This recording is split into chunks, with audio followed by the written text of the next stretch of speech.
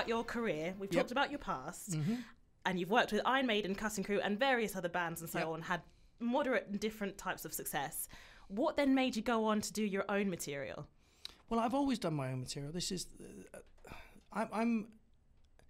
My school report when I was about 13 or 14, I remember saying he's like the class clown. I know it sounds like a cliche, right? But this could be a John Hughes movie or something. But he entertains the class. He's the class clown. He has a bit of a butterfly brain, right?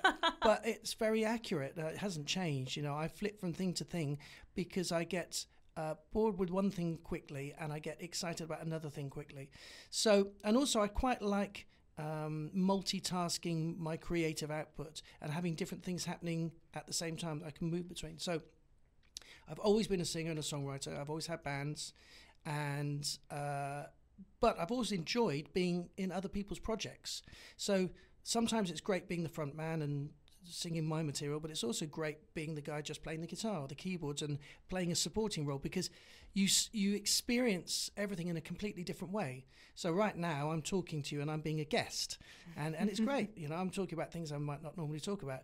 When I'm doing a radio show, I've got to be the one who's thinking up the questions. So I see that I experienced the whole thing in a completely different way. So in 1982, 83, I got a deal with a band that I put together called Radio Java, playing my songs with two of my friends, Steve Price and John Pritchard. And we got a record deal with Carrere Records, and we made an album at Abbey Road. And we just thought this was going to be the most amazing thing. We were a bit like Duran Duran, lots of coloured hair and makeup and, 80s clothes. And unfortunately, the timing was wrong on lots of levels. We put out a Christmas ballad just as Band Aid came out. Oh, gosh. The band was called Radio Java, and Queen had released a song called Radio Gaga, and people got really confused about what we were. So, and the label went out of business. So all of that didn't happen, except the ballad that we put out at Christmas got picked up in Holland by some radio DJs and became the top of the Dutch airplay charts, because it wasn't actually, you couldn't buy it there, but they were all playing it for Christmas 1984. So we were on all the big Christmas programs playing our song, along with Frankie Goes to Hollywood doing The Power of Love and Slade. And they were all looking at us going, who the heck are these guys? Why are they on the program? And so my life has always moved between doing my own thing, doing stuff with other people, doing my own thing. And the last year I decided to do more of my own thing again. Even though I'm still working with Ilona, who's an amazing singer and songwriter, and doing sessions and projects for other people, I thought this year I need to do more Tony Moore stuff. Fair play. So how is I guess because you said you've done prog rock, obviously you've done 80s, how has your solo stuff kind of developed over the years? Well, at the heart of it, I've always been a kind of a singer-songwriter. So I grew up with my mum playing all the Beatles records to me. So I loved the Beatles. Then I went and saw Genesis, which is where my love of prog rock kind of came in. But then I adored David Bowie. I saw the Ziggy Stardust tour. That's really dating me, but I certainly was very young. Must have been amazing. It was. That almost, in its own way, changed my life. It made me understand that anything is possible, because he was a human being on the stage who appeared to be an alien, and to every one of us in 1973, David Bowie was an alien. He had supernatural powers. He couldn't be human and be that amazing. So all of those things kind of inspired my journey in music. But musically, if you drew a line through the Beatles, Elton John, Sting, Billy Joel, Supertramp, Pink Floyd, Paul Simon, I've always been a kind of a singer-songwriter in the heart of stuff. So that's kind of my thing, really. And it hasn't changed. But as the years go by, I bring on, I absorb a little bit of new technology or, new things happening. So I released a single called Boom, What the Funk at the end of last year, which was very different from the kind of things I'd normally do. But it was just a fun thing to do. So what song are you going to be playing for us today? I'm going to play you a song called Dear Me. And this basically is about, it's a letter to myself.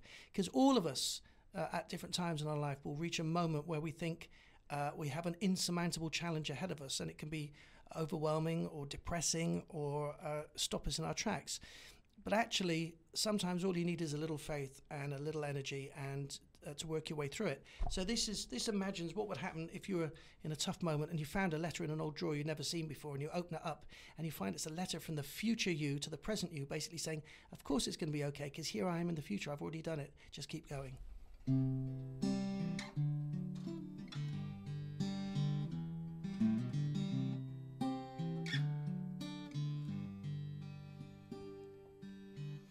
I've got some things I need to say to you, 'cause I can see that you're confused and you don't know what to do. But I know what you're feeling, I've been there before. You gotta keep the faith alive and hang on a little more, and read these words I wrote for you. Dear me, when you see what we've done, you're gonna be so proud of us. All your dreams will come true with me. It's just a matter of a little trust. It's just a matter of a little trust. And yes, there's gonna be some tough times to come. It ain't easy being me, but I promise you'll have fun. And don't you worry about the doubters, they'll all disappear when they see our true potential, when they know that it's your year. And then you read these words I wrote. Dear me, when you see what we've done, you're gonna be so proud of us. All your dreams will come true with me. It's just a matter of a little trust. It's just a matter of a little trust. And yes, you'll have to make a compromise or two, and do some things you might regret. But here I am to say that you can see it through. You'll live a life that I'm proud not to forget. Well, not yet. Dear me, when you see what we've done, you're gonna be so proud of us. All your dreams will come true with me. It's just a matter of a little trust. It's just a matter of a little trust. It's just a matter of a little trust.